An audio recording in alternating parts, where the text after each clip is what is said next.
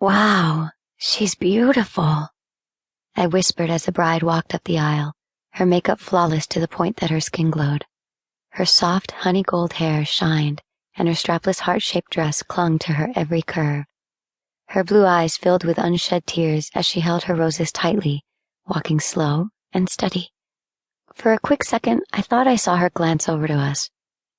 I hope I look half as good as her on my wedding day, I thought, my eyes never off her as she made her way to the front.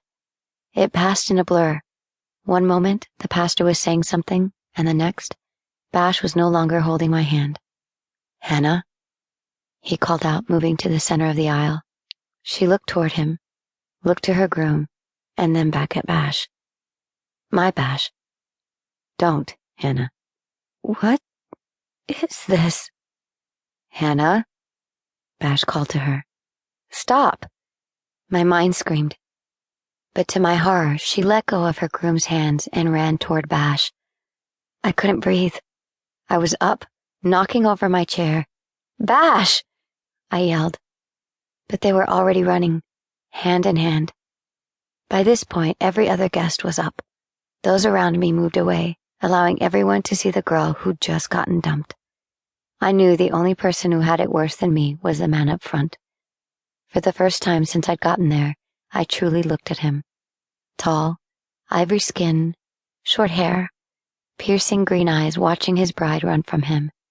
He stood there so still, so shocked. I almost forgot my own pain. Why hadn't I seen the signs? When I got outside, I saw my brother ripping the "Just Married" sign from the Bentley.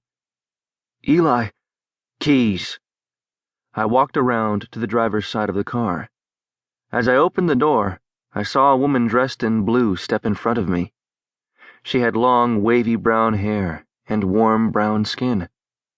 Her brown eyes were now puffy and red, presumably from crying.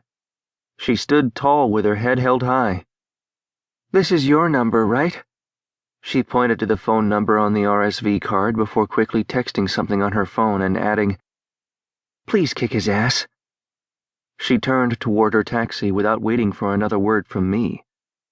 "Gwen!" Logan called out, before groaning, "Jesus, he was her fucking fiancé."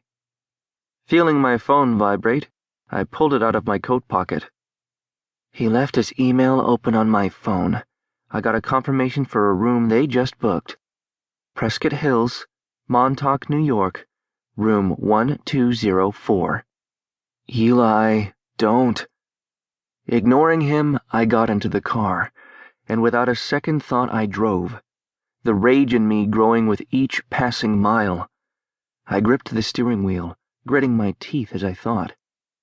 They were no more than 20 minutes away from the chaos they had unleashed on my life. When I pulled up at the Prescott Hills, I was prepared to kick the door down. I immediately saw both of them walking toward me, completely oblivious, still holding those godforsaken hands. "Eli!" Hannah gasped, no longer in her dress, now wearing jeans and a gift-shopped shirt. Ignoring her, my fist collided with his jaw and he fell against the wall. But that didn't stop me. Grabbing him by the collar, I kept punching him until my knuckles cracked on his face. "Stop! Eli! Stop, or I will call the cops, I swear!" she yelled. I wanted to kill him, but by some miracle, I managed to stop. "Call the cops?"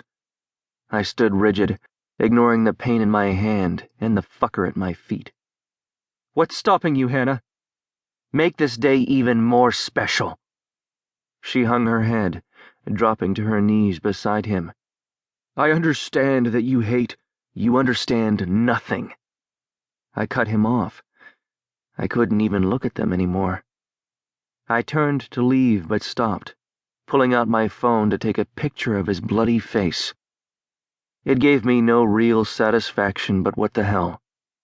Maybe that other woman would get some peace of mind out of seeing it. All I could wonder as I drove was how could this happen?